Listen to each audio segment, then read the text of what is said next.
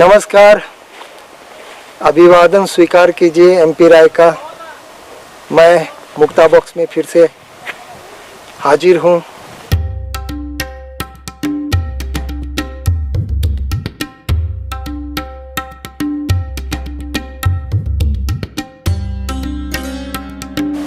हमारा ये एक सफ़र जिंदगी का ये सीरीज चल रहा है, जिसमें आज हम दिखाएंगे ब्रह्मपुत्र नदी की और इसके बारे में जानेंगे।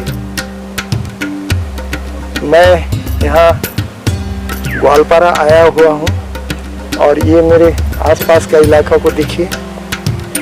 ये ब्रह्मपुत्र नदी का तट है। इस तट को हम दिखाना चाहेंगे, खूबसूरत सा है, देखिए, और इसके बारे में हम जानेंगे भी। चलिए आगे बढ़ते हैं, देखते हैं इसकी खूबसूरती, आसपास कैसा है इलाका। चलिए।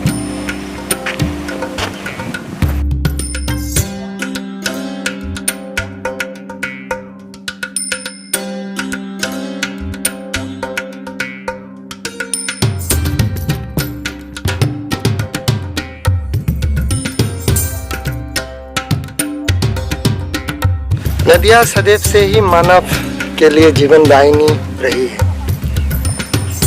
नदियाँ प्रकृति का अभिन्न हिस्सा है।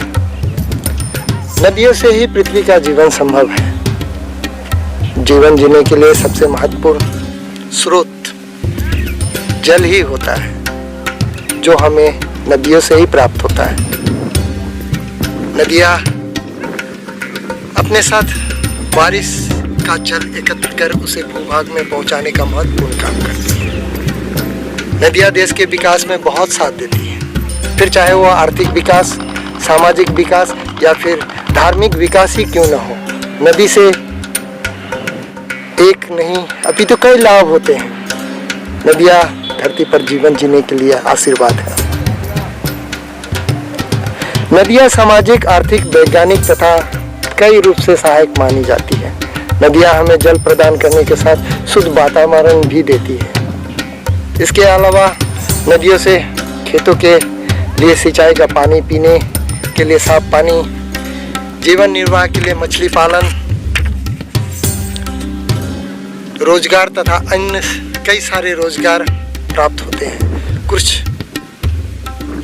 प्राकृतिक आपदा जैसे पानी का अकाल, लंबे समय तक बारिश का ना होना, बहुत सारी अन्य तकलीफें खड़ी कर देता है। भारत में कुछ प्रमुख नदियाँ हैं, जैसे कि गंगा, जमुना, सिंधु, ब्रह्मपुत्र, घाघरा नदी, गंडक, कोसी, सरस्वती, कृष्णा, कावेरी, सरजू आदि। এই নদী দিয়ে আপনার কি উপকার হয়েছে বলতে পারবেন? উপকার মানে খালি পেটটা যে বাঁচে এটাই। আচ্ছা, খালি পেট বাঁচে, তাছাড়া কোনো উপকার নেই আমার। আর কোনো চাকরি বাকরি কোনো ইজি করবো, পড়াশোনা নাই, বুঝছেন? হ্যাঁ। আর 4টা বাচ্চা আছে, কইছে যে আর খালি মানুষ করালে খানিক শিক্ষিত বানান হারলে এখন আশা এটাই। পারবো না নাই তা আল্লাহ জানে।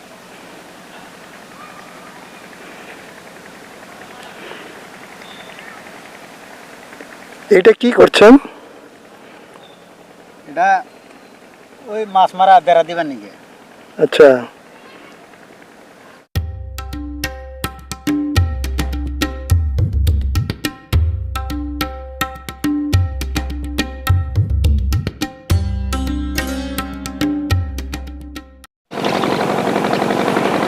ইনকাম সোর্সটা তো আপনার এটাই, মানে এই যে মানে যা টাকা আপনি পান, মানে এইটা থেকে পান, নদীর থেকে পান। ঠিকই, নদীর থেকে, তাছাড়া কোনোই নাই।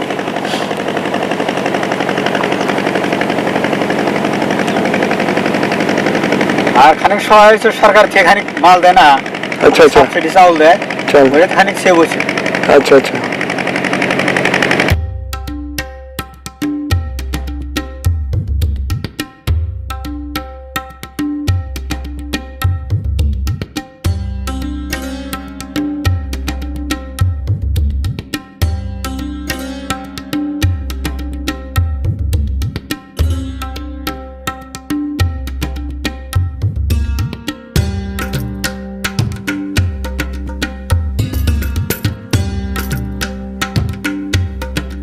जैसा कि आपने मेरी बातचीत स्थानीय से होते देखी, उसने बताया कि इस नदी से उसका पूरा गुजर बसर तो हो जाता है, पर उतनी कमाई नहीं होती है जितनी की जरूरत है।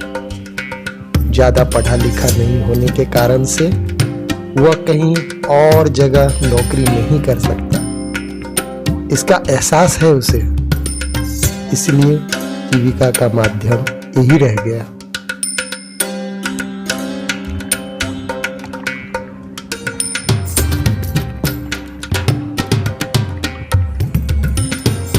थोड़ा नदियों के बारे में भी जान लेते हैं, थोड़ा नदियों से होने वाले नुकसान को भी जान लेते हैं। प्रकृति से छेड़छाड़ के कारण कभी कभार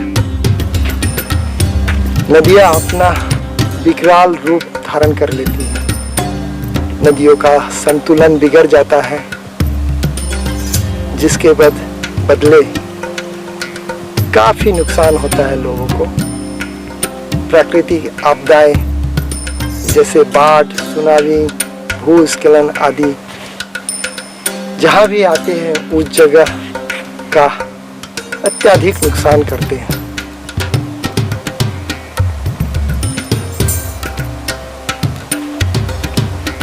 नदियों में बाढ़ आने के कारण केवल मनुष्य ही नहीं, इसके अलावा पशु पक्षी भी काफी प्रभावित होते हैं। भयंकर बीमारी भी आ जाते हैं, सभी जगह भयंकर माहौल बन जाता है।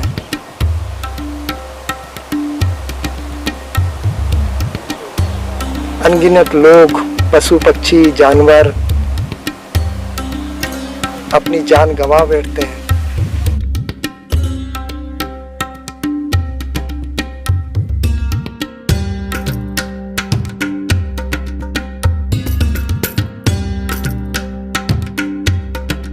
कई लाखों भारतीय और बांग्लादेशी नागरिकों का जीवन ब्रह्मपुत्र नदी पर ही निर्भर करता है। ब्रह्मपुत्र, जिसे तिब्बत में यारलुंग, त्संगपो और अरुणाचल प्रदेश में सियांग या दिहांग नदी और असम में लुइत दिलाओ के नाम से जाना जाता है।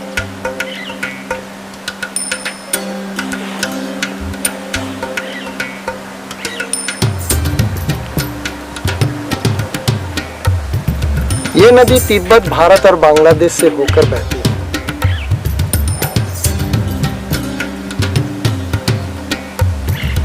इसकी लंबाई तकरीबन 3848 किलोमीटर है। इसका मुख्य स्रोत हिमालय है, जहां मानसरोवर बेसिन से इसका उद्गम होता है। ये तिब्बत से होते हुए अरुणाचल प्रदेश, फिर असम, फिर बांग्लादेश में जाके मिल जाता है। दिखाता हूं मैं आज आपको ब्रह्मपुत्र नदी का इस तट को मैं दिखाना चाहूँगा। यहाँ पे नर नारायण सेतु भी है, जिसको मैं दिखाना चाहूँगा। असम के कुछ प्रमुख ब्रिज हैं, जैसे अपर असम में बोगीबिल ब्रिज है, फिर कभी मैं दिखाना चाहूँगा। फिलहाल तो आज मैं यहाँ ग्वालपारा में नर नारायण सेतु का कुछ हिस्सा आपको दिखाने का प्रयास करूँगा। चलेंगे, अभी थोड़ी देर बाद हम वहाँ जाके आपको दिखाने का प्रयास करेंगे। और अपर असम में ही ढोला सदिया ब्रिज है, आप लोग जानते ही होंगे। जैसे सरायघाट पुल है, जो ब्रह्मपुत्र के ऊपर से ही बने हुए हैं। यही नदी जब बांग्लादेश में पहुंचती है तो जमुना बन जाती है। जमुना, आप इसे यमुना के तौर पर मत ले, जो भारत में बहती है यमुना। बांग्लादेश में इसे जमुना कहा जाता है। ब्रह्मपुत्र नदी की लंबाई 3848 किलोमीटर है। इसका उद्गम स्थल तिब्बत में मानसरोवर बेसिन से हुआ है, वहाँ से इसकी उत्पत्ति हुई है और ये तिब्बत से होते हुए अरुणाचल प्रदेश, फिर असम, फिर बांग्लादेश में जाके ये बंगाल की खाड़ी में विलीन हो जाते हैं। ब्रह्मपुत्र नदी का पुराना इतिहास है।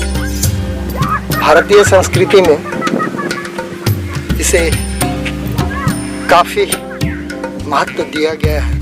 ब्रह्मपुत्र का संस्कृत में अर्थ है ब्रह्मा का पुत्र। इस नदी को भारतीय संस्कृति में ब्रह्मा का पुत्र के रूप में भी जाना जाता है। ब्रह्मपुत्र नदी भारत के साथ साथ एशिया की सबसे बड़े नदियों में से एक है।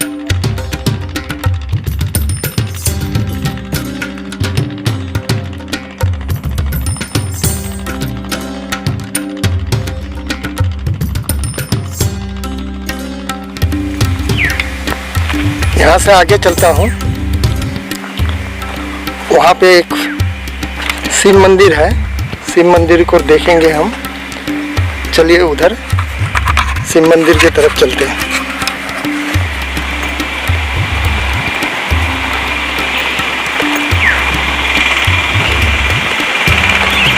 उसे हम दिखाना चाहेंगे। जैसा कि मैंने बताया था आपको, यहाँ एक शिव का मंदिर है। ये सामने देखिए, यही शिव का मंदिर है जिसको मैं दिखाना चाहूँगा आपको। थोड़ा नज़दीक से दिखाता हूँ थोड़ा, और पास से दिखाता हूँ थोड़ा। और ये देखिए, दूर से हमें वृक्षों के अंदर से हमें मंदिर का शिखर दिख रहा है। ये देखिए, चलिए उस तरफ चलते हैं। चल के नज़दीक से आपको दिखाएंगे। ये है मुख्य द्वार।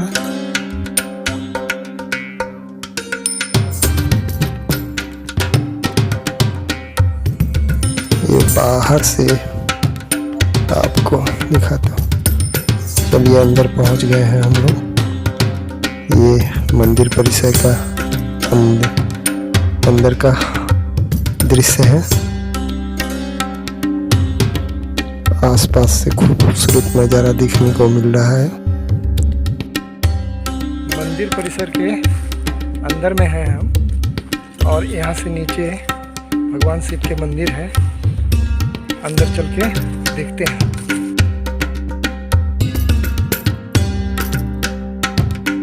छोटा सा मुख्य द्वार दिख रहा है हमें सामने।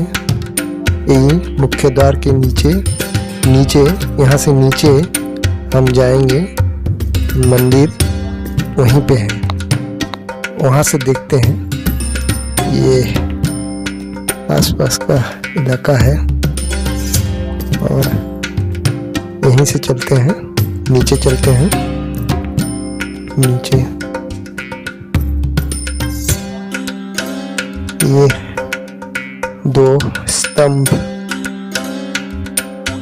सीढ़ी के दोनों तरफ से बनाया हुआ है। ऊपर नाग देवता की आकृति जैसा बनाया हुआ है कुछ।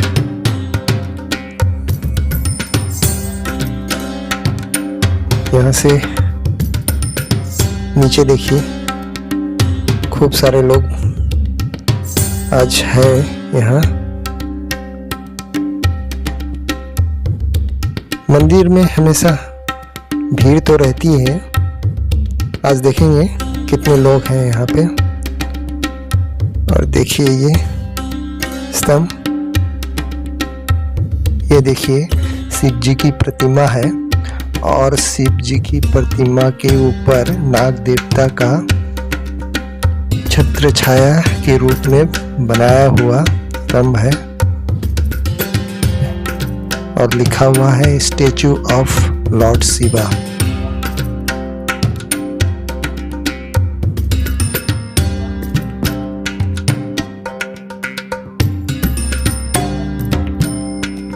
चलिए यहाँ से नीचे चलते हैं, सीढ़ियों से नीचे चलेंगे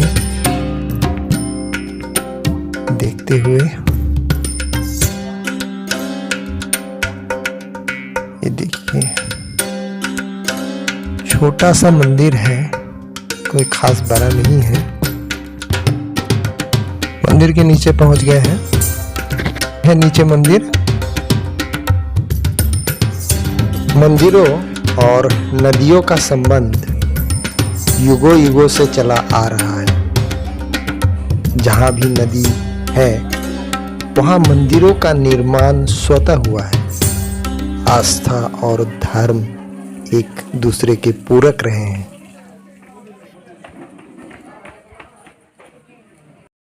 तो लीजिए, हमारे सामने शिव जी का मंदिर आ गया है। यही वो मंदिर है जो यहाँ काफी प्रसिद्ध है।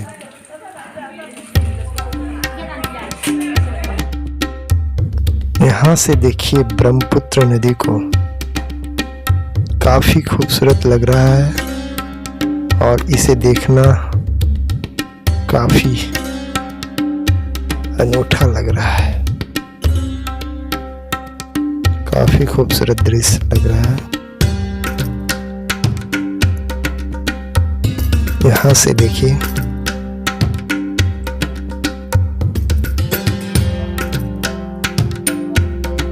खूबसूरती लाजवाब है,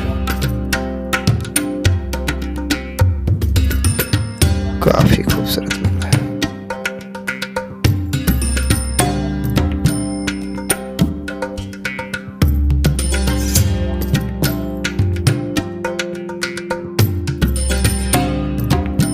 यहाँ देखिए, ये है गणेश मंदिर और जहाँ भगवान शिव होते हैं वहाँ श्री गणेश का मंदिर तो होता ही है। इसको पास से देखते हैं, चलिए। ये है मंदिर का अंदर का हिस्सा जो फिलहाल अभी इस वक्त बंद है।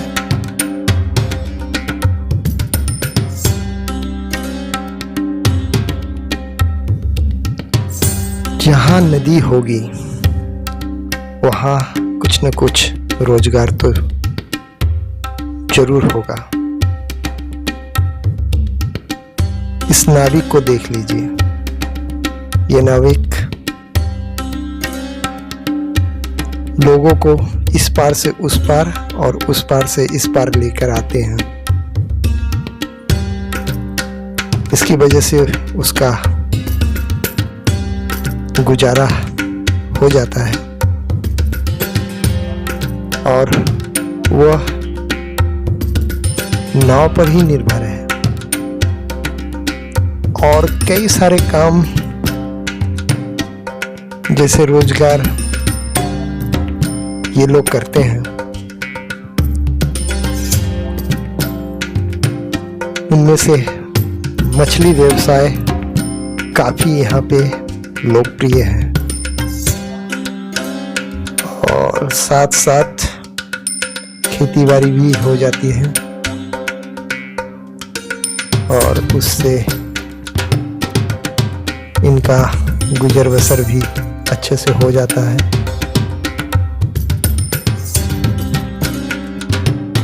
यहाँ से अब हम लौट चलेंगे, लौट के नदी के उस पार जाएंगे। यहाँ से कुछ दूरी पर नेशनल हाईवे है और उसी हाईवे के पास में आपका नर नारायण सेतु है जिसको हम दिखाएंगे और उसको दिखाने के बाद हम नदी के उस पार जाएंगे। चलिए चलते हैं।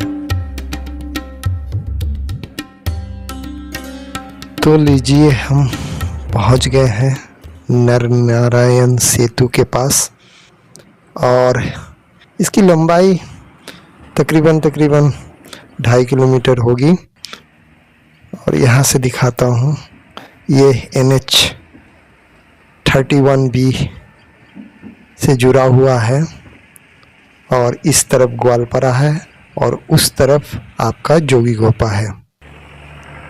और यहाँ से हम ऊपर जाएंगे, ऊपर जाके इस ब्रिज को हम पार करेंगे, पार करके हम जोगीघोपा जाएंगे, वहाँ से आपको कुछ व्यू दिखाएंगे।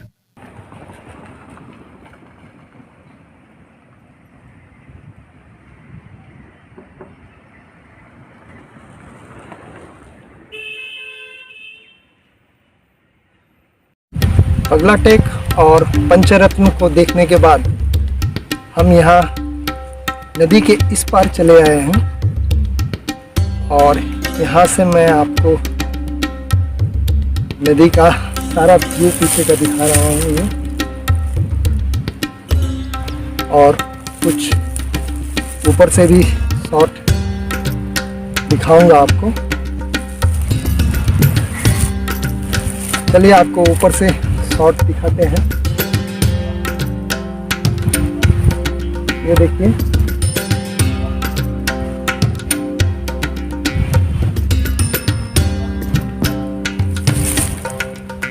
ये देखिए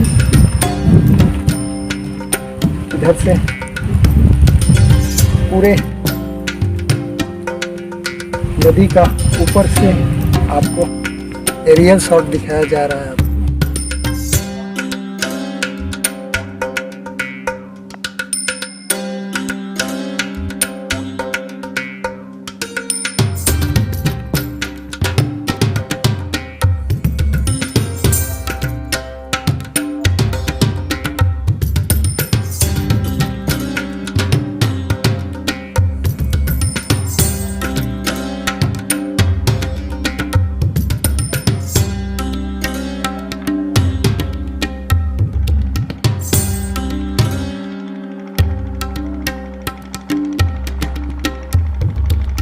ब्रह्मपुत्र नदी के तटीय क्षेत्र को यहाँ चर कहा जाता है।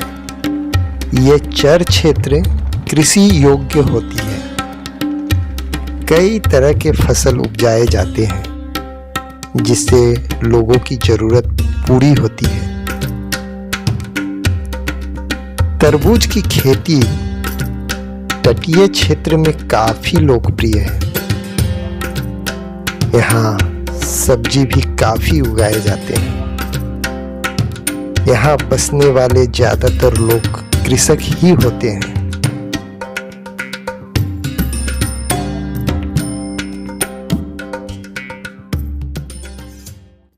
उम्मीद करता हूँ आप लोगों का ये एपिसोड अच्छा लगा होगा। अच्छा लगा होगा तो हमें सब्सक्राइब, लाइक, शेयर जरूर करें। हमें आपसे यही उम्मीद रहती है। हम चाहते हैं कि हमारा चैनल बहुत जल्द से जल्द ग्रो कर जाए।